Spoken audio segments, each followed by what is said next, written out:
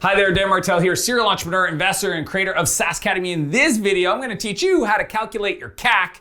What I really mean to say is how to calculate your cost to acquire a customer in an easy 3-step equation. And be sure to stay at the end. We're going to share with you an exclusive resource, my precision scorecard that's going to give you clarity, accountability, and the list of metrics you need to be managing to move your business forward. So let's get into it.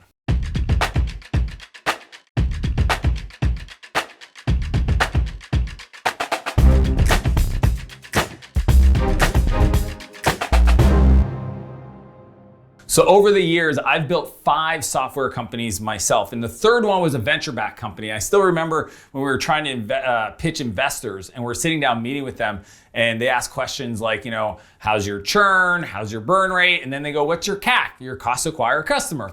And we would give them a number, and then they would go like, wow, that's incredible. Are you sure? And we're like, yeah, we ran the numbers, we looked at our ads, that's what it costs us to acquire a customer. And they said, but is that your fully loaded CAC?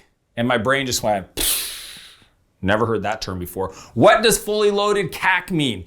And what am I missing? Because he was impressed with my number. Something tells me that the real number may not be as impressive and is probably going to negate the meeting. In this episode, I'm going to share with you how to think about CAC, the principles behind it, and the equations to make sure you're measuring things right so you don't look like a weirdo in front of a potential investor. Number 1, CPA does not equal CAC. So CPA stands for cost per acquisition. Essentially, what does it cost you to acquire a customer?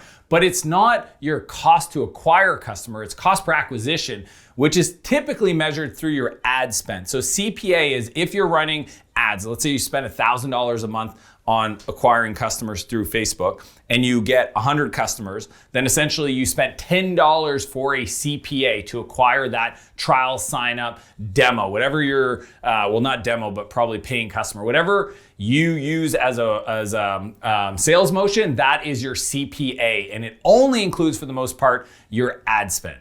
Number 2, the CAC equation. So here is the math for you to measure the CAC. So you get it right the first time somebody asks you. It is your marketing expenses plus your sales expense divided by the number of customers for that period. So your CAC can fluctuate on a weekly basis versus monthly versus quarterly versus yearly. And what you do is for that period, just measure up all of those expenses divided by the number of new customers you've acquired, sometimes per segment if you're selling different plans. And that is how you measure the cost to acquire customers in 3 easy steps. But we've got more because some of you are not thinking of the broader picture and you don't want to look like you don't have the answer if a VC asks you to truly measure the fully loaded CAC. Number 3, expenses. What does that mean? When somebody says, your marketing expenses and your sales expense, a lot of folks don't realize, but it means everything. It means salaries, it means overhead, your lease agreement. So companies and investors will actually ask you to look at the square footage on a lease. If it's 20% of your square footage of an office is dedicated to sales and marketing,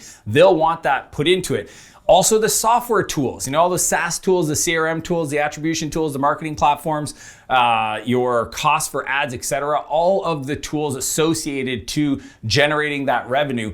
And some people, okay, I'm not sure if I'm there yet, but some people even go as far as a portion of your customer success team that's responsible for revenue growth. So any expansion revenue or retention where you're compensating, I would personally say, okay, well, if you're asking me to put my customer success team, I'm only going to put the maybe the bonuses that I'm paying out based on retention goals or expansion revenue. I'm not going to put their salaries because I kind of put that in the kind of the operations of the business. But that is when somebody asks you what's your fully loaded CAC, it means lease agreements, like square footage, tools, salaries, and any other kind of expenses associated to revenue generation.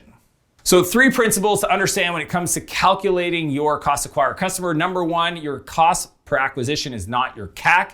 CAC is the simple equation of marketing sales expense divided by number of new customers. And be sure, number 3, that when you're looking at expenses, you look at tools, overhead, salaries. That is your fully loaded CAC.